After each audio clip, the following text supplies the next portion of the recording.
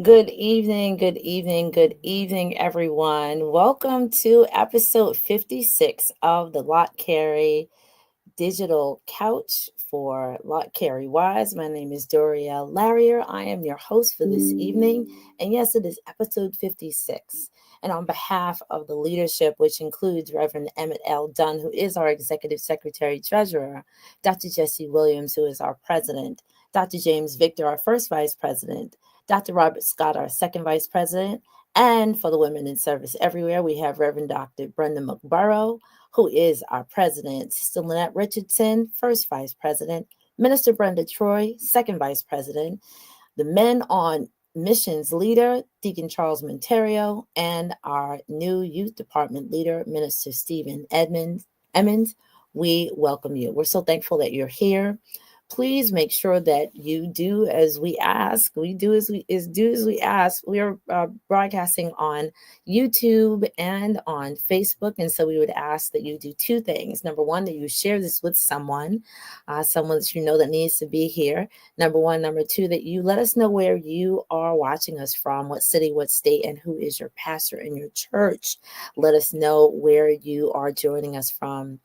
This evening's episode we cannot start without doing two things. Number one, of course, this is Thursdays in Black, and so we thank everyone for showing up in Black and ladies in pearls and sharing with someone the advocacy of and the awareness of gender-based violence, that globally we as a community stand together in order to say it does not have to happen and it should not happen.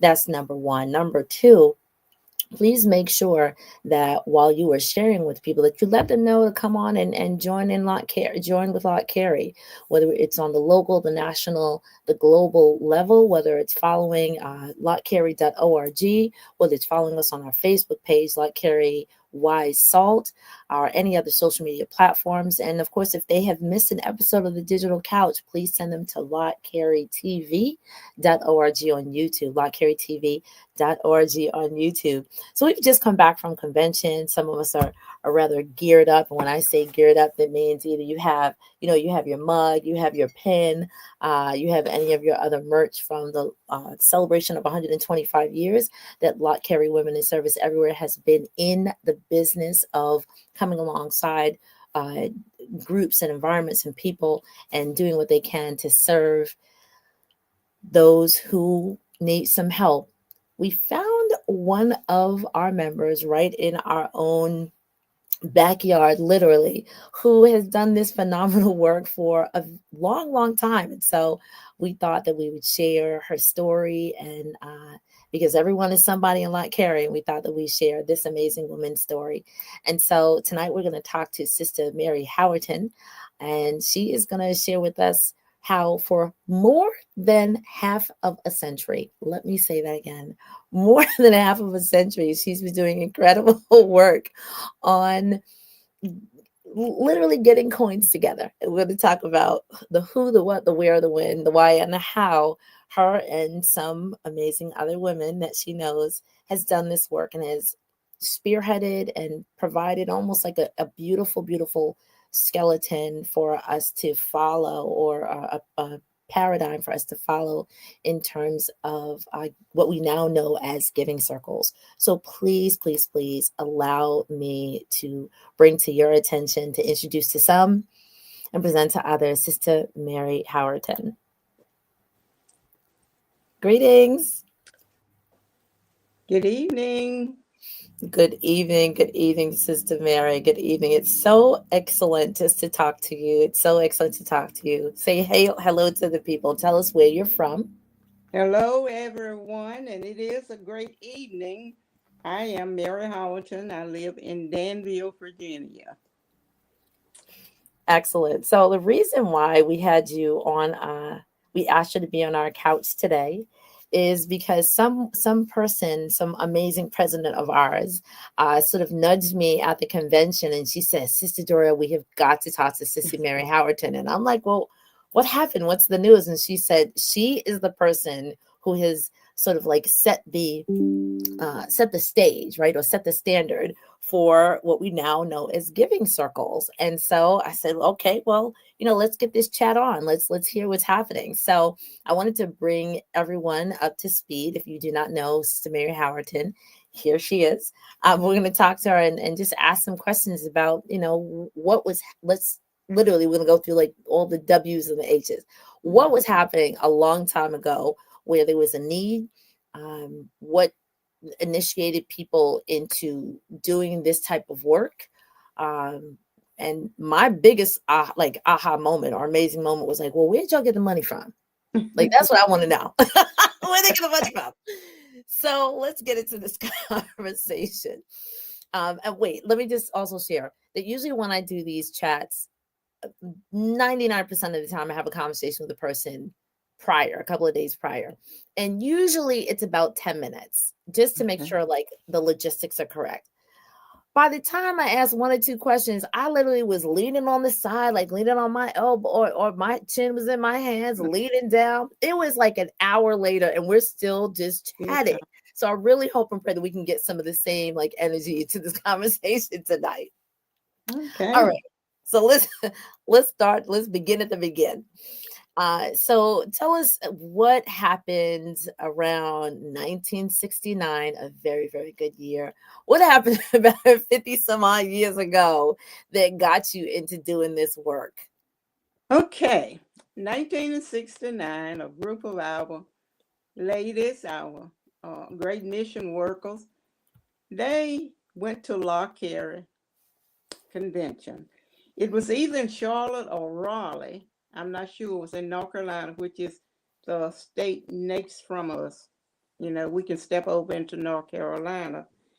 And they were so elated, all that they had heard and seen that was going on. And, they came back on Friday. How can we raise money to send to Lott Carey to help in the mission that they are involved in?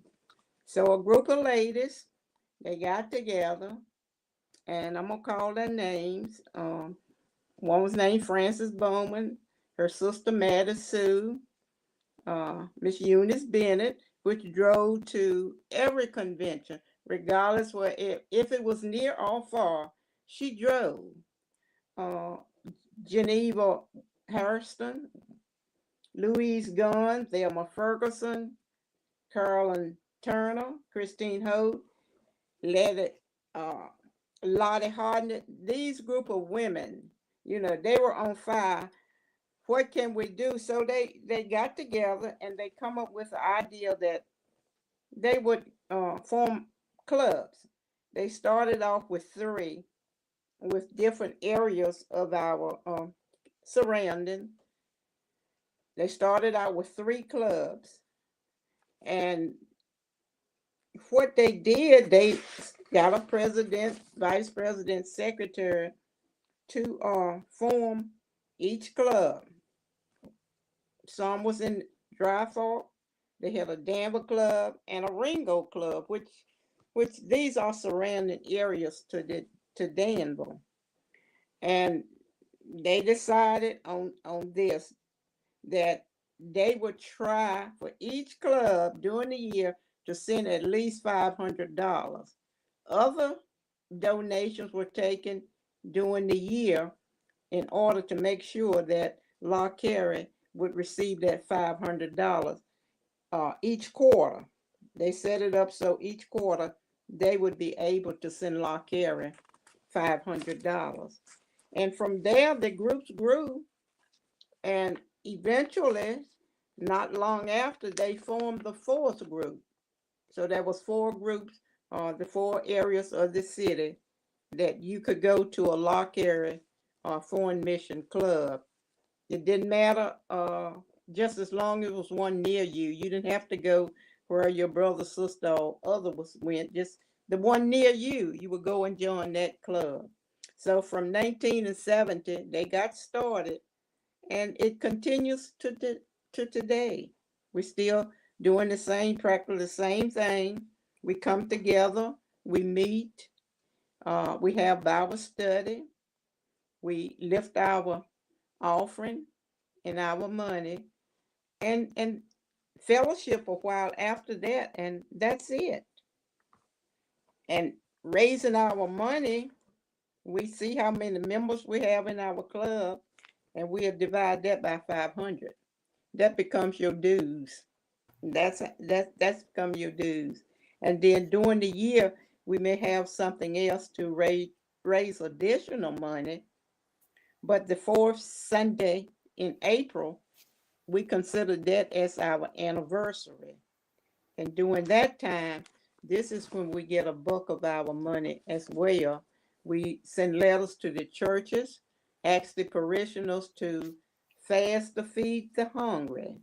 That is, that you would give the price of a well balanced meal to feed someone that's hungry.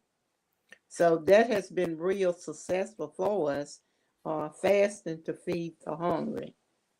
Because we right now we know how high food is, so you can't you can't get a balanced meal for $5. So most of the time, people just give you $20 at least. So as you were talking, and we're going to delve into a little more into these gems, as I will call them. So $500 in 1969, I did an equivalent of purchasing power is about $4,400 today. Yeah. So when I looked at that, I said, okay, now again, I'm thinking 1969. Okay, what were people doing? What was their livelihood? You know, what was the income of the women? Because this is the women, right? This is the women Right. raising this money. Right. This is the women. Right. It wasn't like the total household. It was the women folk. So let's step back a little bit. So about like again 55 years ago, and so this would be like a celebratory year as well for you and for your organization. You said that it was named after Rebecca Mullins. Rebecca Mullins. Right. And what is the significance of Sister Rebecca Mullins? Rebecca Mullins, she had held state positions in mission, and her occupation, she was a teacher. She had taught in the area for a long time, Shout and out she to the was teachers. so well known for mission, so they decided to name the group after her. Beautiful. Okay. All right, so I'm going to go back into one thing that you said, because, and I would love for the people who are showing up right now. And so we do have Sister Juanita Scott from Lehigh Valley, Pennsylvania, Shardina Jones from Pittsburgh. We have Sister BC Carter from Elizabeth City, North Carolina. I love saying that way, Elizabeth City. And our first Vice President Lynette Richardson, Sister Lynette Richardson from Suffolk, Virginia. So we talked about this the other day. Where did your missionary group meet? They met in homes. They met in homes. Now I want y'all to take note of this, because had it not been for me asking this question, and I forgot why I asked it, maybe it was just the flow of the conversation, I started having these aha moments, and that'll show up in a couple of minutes. And so you said you met in the homes, the houses of your sister missionary members, and you said that you had your meeting, you had your Bible study, and you had your refreshments. Now, when we got to the Bible study part, tell me about that. Tell us about that. How did the Bible study go? And the Bible study was usually a member of the group would do the Bible study. Mm-hmm. You know, so we kept it all there together. If you was gonna do the Bible study, then you had to be a member of the group. Yeah. And to this day, we have a ex-pastor that's our teacher for our group now. Okay. Yeah. All right. And so I said, oh, well, what was so I asked the question, I said, oh, so it sounds like this is the women getting together, the women gathering together. And so I said, oh, so did you leave like the husbands and the children at home? And what did you say? No, because we've had several men teachers. Yeah. We include all. Excellent. The more the merrier. The more the merrier. The And more the the merrier. more the money. Yeah, our number one focus be on raising that money. Excellent. Yeah. Excellent. Excellent. So then we brought up Nanny Helen Burroughs. Those of you who know Mhm. Nanny Helen Burroughs, y'all need to drop it in the chat. Why was Nanny Helen Burroughs a part of this conversation? I think we have used the worker. We have used the worker many times, and some churches still use the worker. Yeah. Salem Missionary Baptist Church, Brooklyn, New York. We still use the worker. We still use the worker. Yes, we Yeah. do. Yes, we do. If y'all use the worker for your missionary group, please type in the worker or type in Nanny Helen Burroughs. Like when she said Nanny, I was like, oh my gosh, this is like, it feels like a time warp. It really, really felt like a time warp when you said Right. that. Yeah. So for the most part, it was the women, but if men wanted to come, and I guess the children, that was also welcome as well. And so how often did you meet? Once a month. Once a month. Yeah. Okay, all right, all Yeah. right. So I need Once people across the country to signify if this is how y'all started out. And I'm going to say this lovingly, 50, 11 years ago. Okay, Yeah. Yeah. literally 50, Yeah. 11 years ago. Yeah. All right. So then you talked about how like $500 a quarter, right? A Yeah. quarter was the goal. Right. And in today's money, that $500 is again about like $4,400 in 2025. And so this, I had then asked the question. I said, well, I'm thinking, well, how many people are in your group that a quarter y'all were raising $500? And so was it like 6 people? Was it 16 people? Was it 25 people? But then you said, you just sort of like divide and conquer. If 500 Mm-hmm. is the goal, however Mm-hmm. many people we got, that's what we got to get. That's what we're going to send. Well, Make it happen. that gives you an incentive to ask somebody else to join. Because the more people that join, there would be less you would have to give. Yeah, right, right, right. Excellent, excellent. Yeah. So then you mentioned something that it sounds like your pinnacle project, right? And of the giving circle. And so Mm-hmm. again, I think now we're calling this the giving circles. Previously they have been identified, and as in my church, and then I'll give so like my church's story with this, and that is missionary clubs or missionary groups, and so your large focus was called Fast to Feed the Hungry. So when uh, Sister Mary was talking about this the other day, I said, well, what is that? Like, tell me again. So from what you shared, take the amount of a meal, that would be your symbolic fast, Right. and take that amount, and that would be your contribution. Now, if anybody's been a part of a challenge, anybody's been a part of like, oh, I'm going to get my health better. Oh, I'm going to eat better. I'm going to start like the new season, or for the most part, January 1st, and I'm Mm-hmm. going to do X, Y, and Z. I thought that was such a phenomenal way, and like low barrier to access, right? It doesn't sort of take much.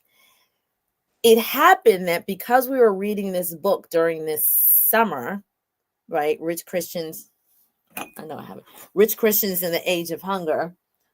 Where it is? Rich Christians in the Age of Hunger. That there were some suggestions about how one can make that sacrifice, or make a sacrifice in order to contribute, based on, I have a love for Starbucks chai latte, right? That's just my drink. Mm-hmm. Chai latte cost me probably about like $7, right? That's just my thing. When I want to treat myself, I go to Starbucks. And I thought in my mind, if I think I want it, maybe I'll take that amount, don't go get it, and then make that contribution to the thing. And so when you were talking about this fasting to feed the hungry, it's just one meal. Now, back in Right. the day, if that was $3 or $4, today, now I would love the people to drop in the chat. If you go out to dinner, what is your average cost that you're going to pay for you to go to dinner? And we're not talking about at the Golden Arches, right? Even that is a whole lot of money. But if you went out Mm-hmm. to a Mm-hmm. nice restaurant, how much money would you be dropping? right? How much money would you be dropping? Drop that in the chat. Hey, Sister Deborah Garner, you said you love Mary Howerton, one of my missionary mentors. Excellent. And hello, Sister Deborah Henry. Okay, from Convent here in New York City. Excellent. Beautiful, beautiful. But how much will we be spending, right? On a good day, probably like 30, 35, 40, 40, depending on where you're going, right? Plus tips. But Sister Mary, why you gotta bring in the tip? I'm trying not to like exacerbate people here, right? Right. So it could be like $30, $40 for a meal. And if it's just one meal during the year, come on, folks. You know, we walk into, well, some of us have still go into the red and white circles. I have not been since January. I say that. But we go into some of these stores knowing good and well we use, I'm just gonna go pick up some toothpaste. And then we come out with a shopping cart full $150 later. We don't know where we went.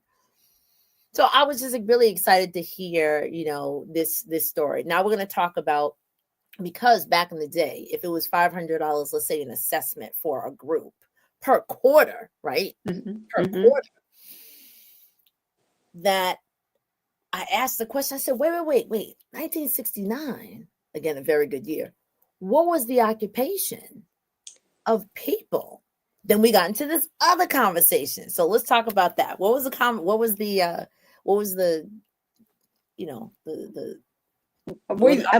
I looked at the list. We had one lady that was a nurse that worked in the operating room. That was Frances Bowman. She was one of the anchors of the group. Her sister did domestic job, and where we had the textile mill here, Dan Rivers. Several of them worked in Dan Rivers. Some of them worked in cafeterias at the school. One lady was a teacher. One lady worked at the laundry. So they and some of them worked service jobs, but there was a variety of jobs that they had held during that time. Yeah. So we have a variety of contributors from it, and I totally say this in love because I'm part of this career path as well. I am in education, for those who don't know. And when I was younger and sort of on the grow up, a lot of our paths in my generation was the continuity of service work, and be a teacher, or be a nurse, and that still is for a large a large segment of labor paths for young Black women, right? For the majority of us.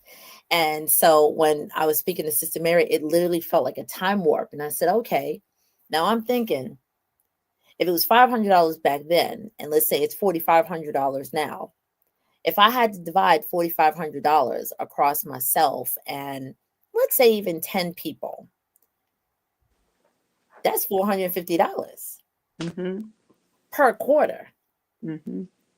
How am I coming up with $450 per quarter? So that's when I asked the question, well, wait a minute, what was my occupation back then? And so then it brought me to the next question of, okay, if I'm, let me look at the title. So nurse, domestic worker, cafeteria, laundry, teacher, service workers. And I'm thinking, wait, this is a sacrifice. So that means first, I need to make sure that my household is taken care of, right? Whether it's me, me and my husband, and my children, am I taking care of, siblings? Am I taking care of, my parents, then taking care of my church? And then this is the sacrifice. So that means your money really needed to have been tight. You really needed to have been very conscientious of how you spend your money, what your budgeting was. And so again, if it weren't for the women, right? Because this was the extra. Yeah. This is the extra.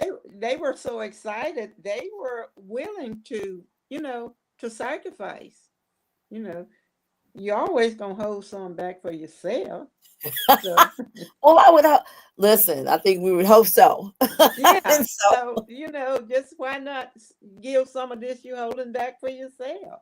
You know, yeah. beautiful.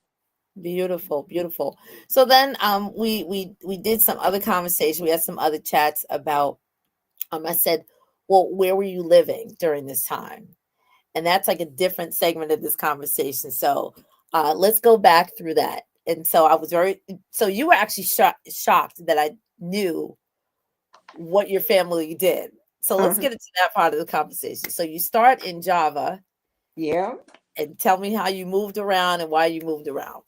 because we were sharecroppers, we moved around.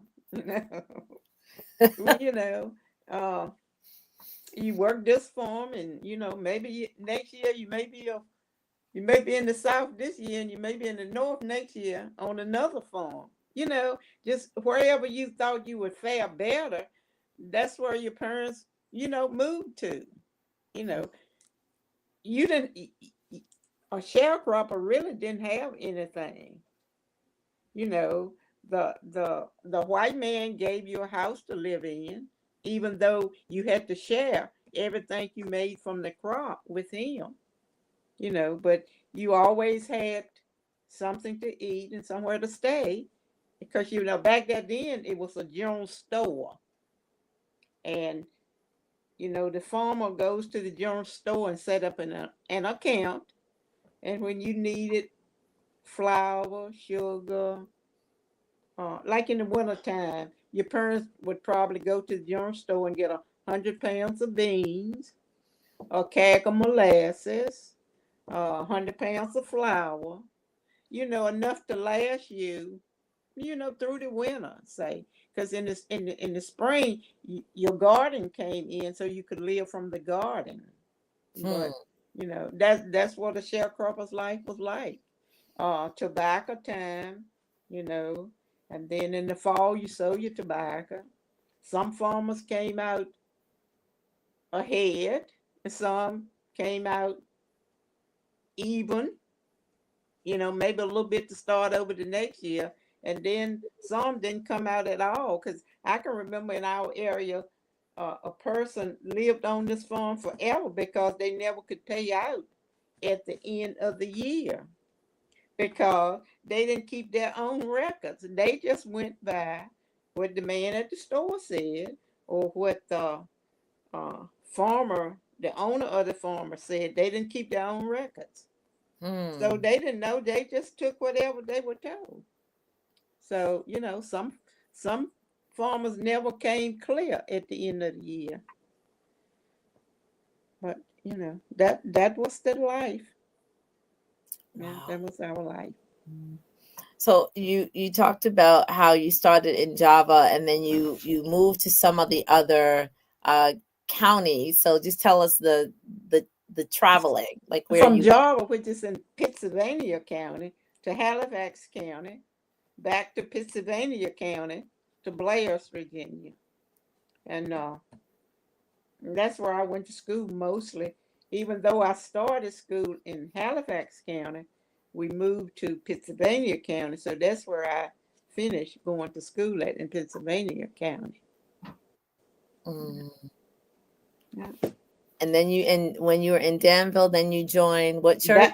That, yeah, when I came, after I got married, we moved to Danville, and we joined my home church was in Java, where I was born in that area. And then after marrying and moving to Danville, we joined the church here, which is the North New Hope Baptist Church. And And the significance of North New Hope Baptist Church this year is what? yes, 150th anniversary we celebrated last Sunday. Yeah. Let's just pause right there. Let's just pause right there. 150 years. I have to say it like I'm from Brooklyn because I am. 150 years. 150. What? I'm sorry, everybody got it right. 150. 50. 150 years. Yeah. 150. I'm typing in the chat. 150 years. That is the sesquicentennial. I really hope that like your town mayor and the the governor of the state or somebody done came out and said, congratulations to North New Hope Baptist Church. Now, of course, I'm from Brooklyn. So I said, okay, North New Hope. Does that mean that there's a South New Hope? And then you said what? We do have an East New Hope. I love it. I love it. I love it. Yes. I love it. There's an East New Hope Baptist Church. Okay. You know what that slogan is? Tell me. If you're looking for hope, come to the East. So I say, if you don't find what you're looking for in the East, come on back to the North. Oh.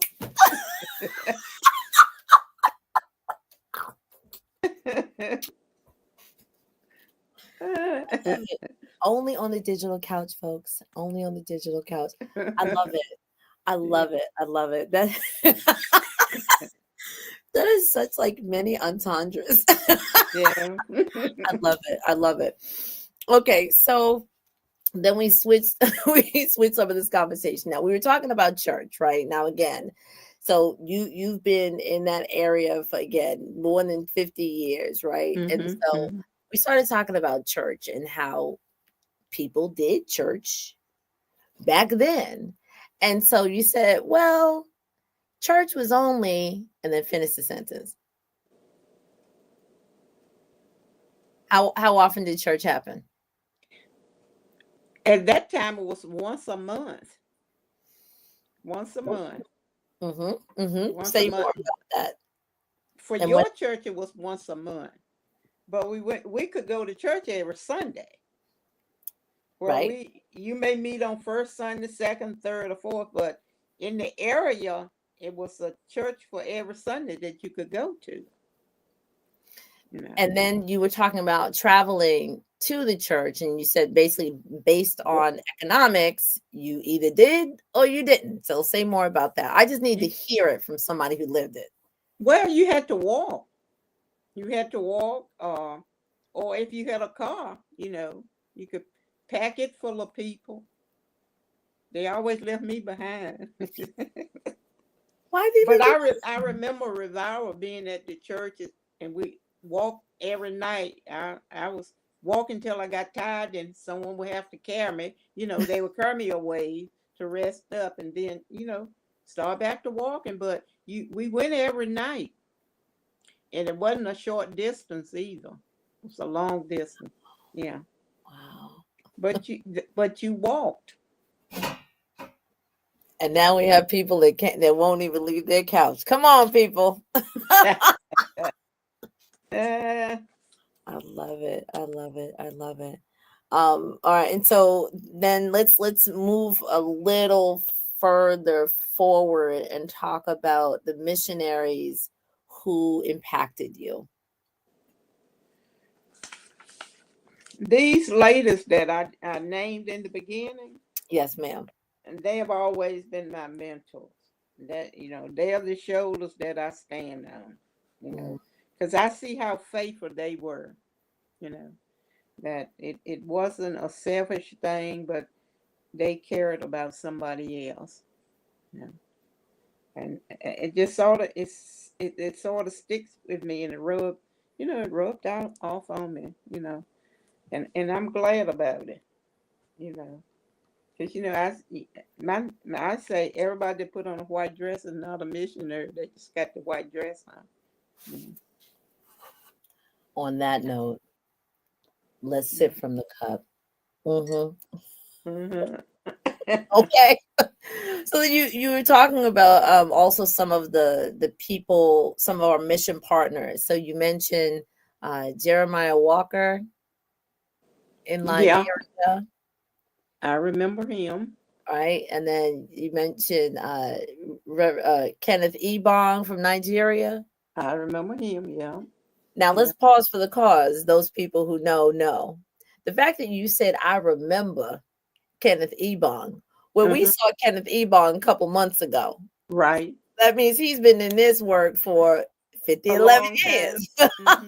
Yeah, I said he must have been 19, when he started, because, he's still working, right? He's still doing the thing. And And of course, you remember, our the great patriarch of this organization, Dr. Somerville. Yeah, yes. And you Yeah. said, I don't think you remember him. I do remember Dr. Somerville. I remember Dr. Somerville. I was 10. I was You were 10, 12, 10. 13. But I remember Dr. Somerville. Yes, I did. And then you also mentioned Dr. Brenda Harewood, Mm-hmm. right? Yeah. From Guyana. And then you mentioned her mother. Mm-hmm. So that's the person that you sort of grew up knowing, her, Dr. Yeah. Brenda's mother. Mm-hmm. Yeah. Excellent. Yes. And then you said Reverend Greg Moss. Mm-hmm. All right, these people you mentioned, I just happened to write it down while we were talking. Yeah. Anybody else you want to name? From back then, when I first started going to Lott Carey, uh, I remember because I was trying to tell you about Dr. Edwards. I can't remember his first name now, but he was one of the presidents. He came to speak to us one year, and when he went home, I don't know if his wife had died or Mm, she died after he got back home. Yeah, mm, he's one of the past presidents. okay. I remember all the past presidents because I think then Dr. Gus Roman died this year or last year. Yes. Yeah, yeah, Okay. yeah. All right. And then we shifted to, so we were talking about missionaries that impacted you, and then I asked, thank you, Sister Deborah Garner. She said Reverend John O. Peterson. Robert Peterson, yeah. See, he was also a president of Baptist General. So, yeah, you know him. That's how we know Rosette so well. Okay. So wait, Baptist General, you mean of Virginia? Yeah, our state convention of Virginia. Okay. Okay. Okay. All right. All right. Thank you, Sister Deborah. See, people watching.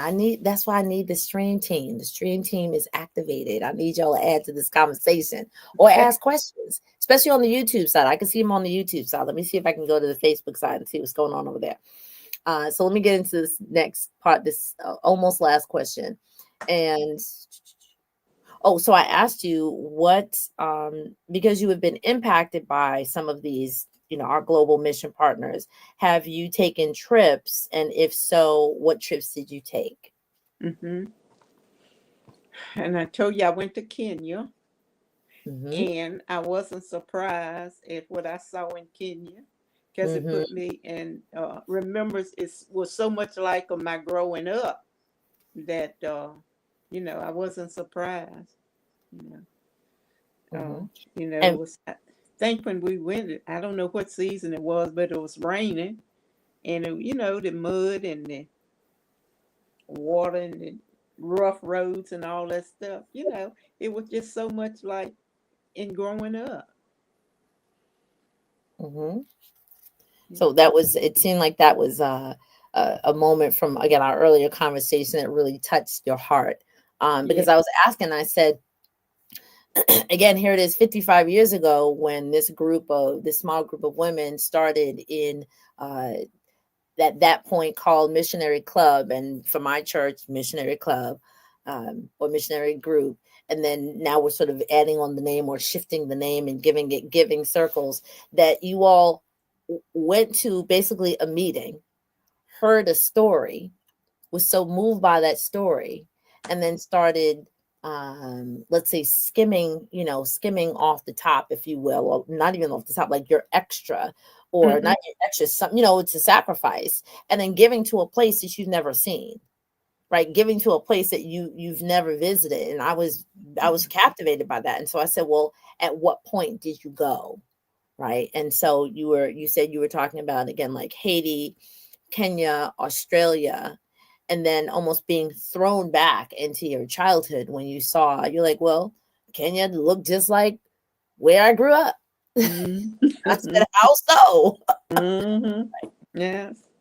So Yes. beautiful, beautiful. Um, and so I think I want to start the ending on you. You made a statement, and I literally will probably use this statement or this quote that you gave in passing. Now, see, again, the beauty of these conversations is that I try to save the real juicy parts for the actual live stream, but most of the juicy parts really came in the logistics check. So I'm trying to like get some of the amazing moments. But you made a statement about traveling. Do you remember that quote? Do you remember what you said about like what your Oh, next traveling trip will be? I used to travel just for pleasure of traveling, saying I went this, I went here and there. But then I started saying, I'm just going to travel for mission from now on. So, in saying that, I took a mission trip to Jamaica. I don't know, I just saw it advertised somewhere, cruise for a cause. And my Mm, girlfriend and I, Sharon Diggs, we went on the mission trip. She went to a school, one of the schools over there somewhere, but the group I was in, we ended up being on the street witnessing to people, you know, when we went. And then I went to, I told you I went to Kenya and Haiti and mm, Australia. So, they were my main mission trips. Yeah. And, I think we talk about mission. I think everybody, from the pastor to the least member, need to go and see how other people live. hmm. Because we waste so much and we throw away so much until we could feed a family with what we throw away, you know. Yeah. And I think if we really could see, we wouldn't throw away so much, you know. But we just used to a plenty, a plenty. We used to a plenty. And at church now we have a God's storehouse here that, people contribute food, money, and once a week people go to get food that don't have food. And so we keep a box out at church for you can bring, canned goods, non-perishable item to go in the box. And I when I go to the grocery store, if I pick up a can for me, I pick up a can for the box, Hmm. you know.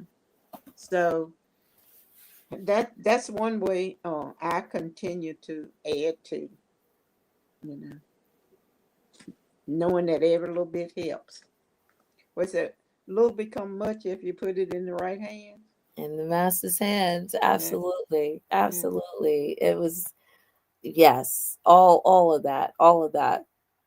So I kept going back to this question of, like, what was, let's say, what was the little that the women, and I don't know what this path is that I'm on, but I'm so engulfed with hearing the stories of of my elders, and knowing, yes, what life was like. Of course we can read in a book that has been curated by someone who wants to uh, present a particular narrative, right?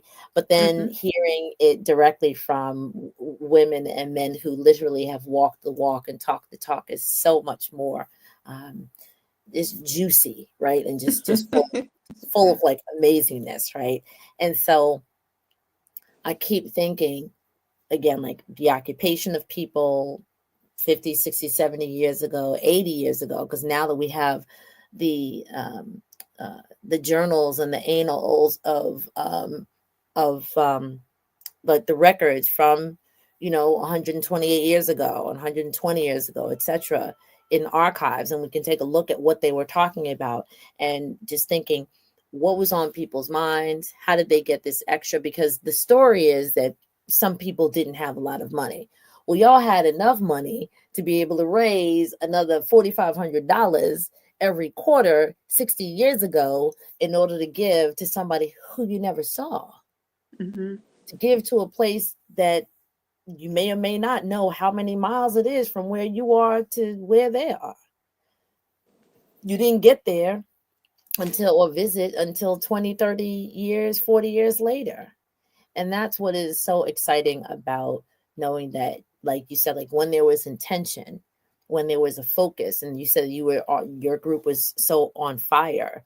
when those couple of ladies came back from convention, that you said, oh my goodness, we have to do this. And so whether it was pulling together and maybe, I don't know exactly what happened, right? Working an extra hour or 2 hours or whatever, or in my mind, we having a bake sale, right? In my mind, we having a fish fry. In my mind, we whatever it was. And then saying we're committing to this amount. Now, how is this transferred to today? So today we have, or we're shifting, that paradigm, and whether it's still missionary club, missionary society, what have you, and it's giving circles, what can you do? If it's, for me, it might be skipping Starbucks. And trust me, I only go to Starbucks literally like once a month. It's not a big deal. But but having that intentional, right? I think when I was in college, the same paradigm, but it was called turning down your plate. And we all turned down our plate for one, I think it was dinner one day. And then we left like one table in the cafeteria. And literally, it was just everybody at that table had turned down their plate. And we were like, well, what in the world's going on? But then they had the numbers, and they said, for this amount of money, let's say this amount of food, let's say it costs $12. Let's say it was $12. But then there was a chart that said that $12 can feed, right? It can feed like, a group of 20 people for 3 days. And we were like, $12? And we were just aghast. We did not know. And so during the class, during the summer of Rich Christians in the Age of Hunger, where we heard that, yes, you could feed like a family of 3 or 4, on $1.20 or $1.50. And we were talking, we were like, well, what can you even buy for $1.50? That's right. $1.25. You can't even buy a chocolate bar. You can barely buy a chocolate bar for $1.25. That's right. $1.25. So as we're thinking about designing our giving circles, fortifying them, being intentional, and we've done a great job. And shout out to Salem Missionary Baptist Church. And I know some other people have done it. We've done like for World Missions Day, we've done like donate your shoe size, right? Whatever size your shoe is, donate your shoe size. Or like I think the gentleman was like, whatever your collar size is, your shirt collar size. It could be turning down your plate, like the amount that you would spend at dinner, going out to dinner one night. You and I were talking, and you said to keep it easy, right? To keep it simple, automatic deduction. And when you said that, I was like, automatic deduction? What? This is just 2 days ago. I was like, I didn't even think about that. But then again, if some people who have been to, let's say, some colleges or universities across the country, it has already been said to you that as you are making your final arrangements, quote unquote, that your college or your high school can be part of your estate planning. You're right. That's true. That's true. Right? Some people are wise enough to say your church can be a part of your estate planning. Right? Lott Carey is an organization you can be a part of your estate planning. That's fine. You want to wait that long, that's fine. But when you said automatic deduction, I said, look at that. And why did you say that was a good idea, Sister Mary? You don't miss it.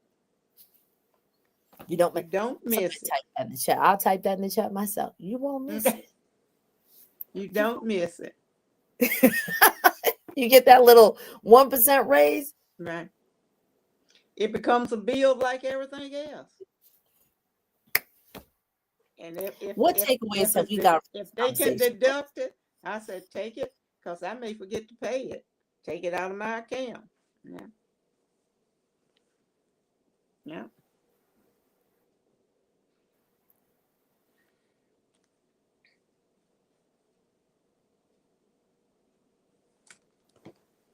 Sorry, let me say that again. I really wanted to share your story with the Lott Carey family, to make it a part of the archives, to hear about, how you in this beautiful town that you wound up, going through during the and I may look young, but I know what sharecroppers are. But I'm so glad to meet another person like who lived their life as that's part of their experience. Yeah.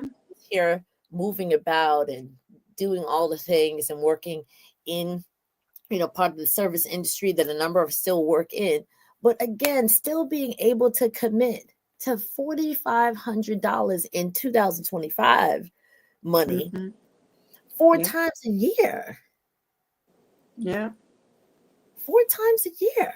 That is okay. So 16, let's say 18,000. Let's just say safely $20,000. Yeah. That's It, amazing. it, yeah. That's amazing. So, we've heard a lot of great opportunities for conducting, giving circles. It definitely just sounds like be intentional, right? Be intentional, Being intentional. Yeah. set a goal, tell people why you're doing it, let people know, listen, what you throw away, literally, you could feed people That's true. on That's like true. half of the cup of coffee that you don't spend at a fancy place. Mm-hmm. Yeah. And That it's is not true. hard. It's not hard. So Mhm. I wanted people to hear your story. Did you want to leave us with anything else? No, I think I probably said it all. Said it all. Uh, you know, I just believe in, even on the mission trips, uh, they always want to give you something. I got something here. I think we were in Haiti. The lady gave me something. I don't even know what it is, but they want to give you something. And Mm, like these people showed I stand on, they always told us that nobody is so poor that they don't have something to give. And if somebody gives you something, take it. Because sometimes you'll think, well, they can't afford to do this or they can't afford to do that. But this is their blessing when they give to you. So everybody has something to give. amen. Yeah. Amen. So I'm very thankful. And I just realized that I was going to share something that mirrors this. So when you said that you met in the homes of other missionaries, and anybody who's watching from Salem Missionary Baptist Church, a number of our circles did this as I was growing up, which is why Mm-hmm. I'm here today. We did the same thing. We would sort of rotate each person's house, and especially my missionary circle. Shout out to the Angie Brooks Randolph Missionary Circle, and they're going to be watching tonight. We would go and rotate houses, and I said, when I asked who was there, because it was myself and all of the children of the particular women that we were with, the women would be in like, so like say the front room or upstairs, and we would be in the kids room or down in the basement, and we would be hanging out and playing around, and we would come together and eat all this great food, all the down home food. And then our parents would make us sit for the meeting part, like for the Bible study part, which came out of the worker. And as soon as you said the worker, I'm like, oh my gosh, you did the worker too. Like, I can't believe this. Like, how old is this worker? Right.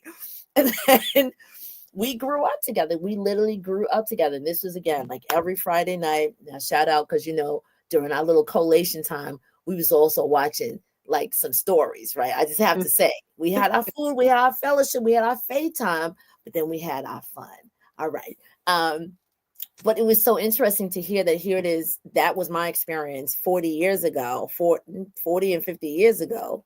And people in essence were doing that basically around the country.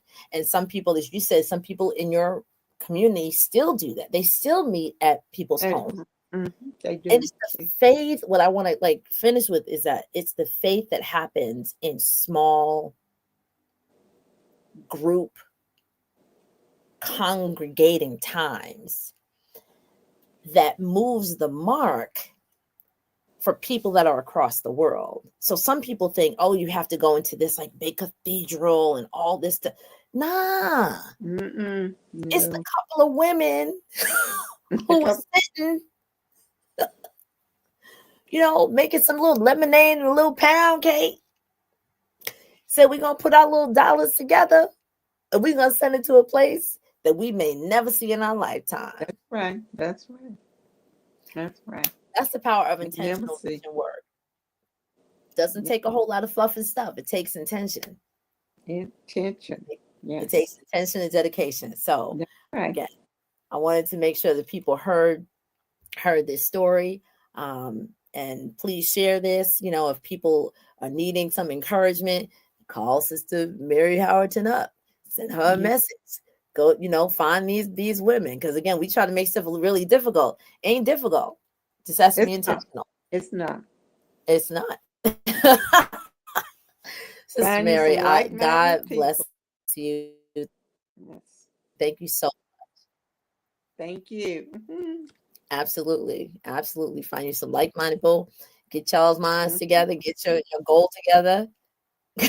Come together and do the thing. Come together and do the Yeah. thing. So we want to thank you once again for joining us here on the Digital Couch. We're so blessed and honored that you would find it in your heart worthy to share the good gems that you have about what we now call giving circles. So we look forward to seeing more opportunities for people to get together and do some small things, because small things, like you said, little is much in the master's hands. Yeah. All right. We thank you all.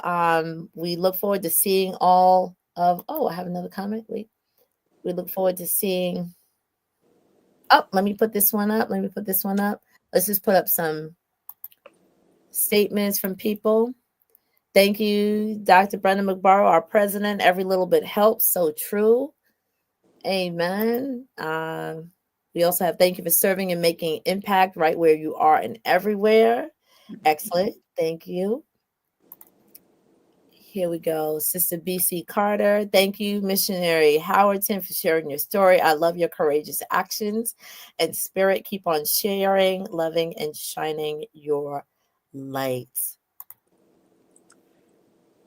Sister Deborah Henry, thank you for sharing. God blessings. And Sister Deborah Gardner. So you said that you had mentors. It sounds like you were definitely the mentor for former President, Sister Deborah Gardner. Well, she's my mentor as well. Yes. I love it. I love it. All right, folks, it is a blessing. We thank you always for showing up. Please make sure that you stay connected with lottcarey.org, lottcarey.org, and follow on our Facebook group, Lott Carey Wise Salt. If you want to invite other people, please do. Please keep sharing those pictures of Thursdays in Black, because we want to let people, not just in our own group, that we're paying attention, because I show up every Thursday in my work environment. Everybody knows I'm wearing black, and they start to do the same thing. And it's just powerful to do your part where you can. Let other people know, like, what you stand on, right? And we look forward to getting more information. If you need any more merch, you need any more merchandise, there's shirts, there's mugs, there's pens, there's cups. And so you can definitely reach out to Dr. Brenda McBarrow, who I think knows where all the things are. But if you send us an email at lottcarey.wisesalt1 at gmail, lottcarey.wise@gmail.com.